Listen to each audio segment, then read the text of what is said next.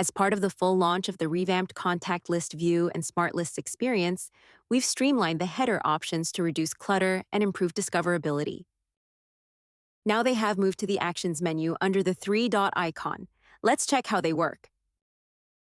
The Manage Smart Lists and Restore options have been deprecated from the header menu and moved to the Actions menu next to the Add Contact button.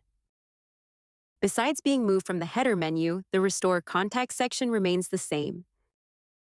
Other than being moved from the header menu, the Manage Smart Lists section remains the same. Let's review how you can manage your smart lists together.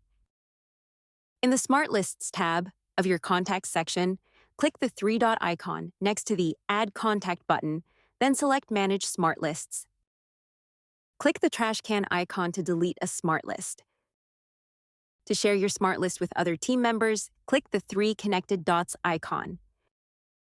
Check the box next to the users you want to share the list with, then click Save. This reduces header clutter and keeps frequently used actions focused and contextual. Additionally, it will help you feel more familiar with the system as the setup is consistent across sections. We hope you enjoy it.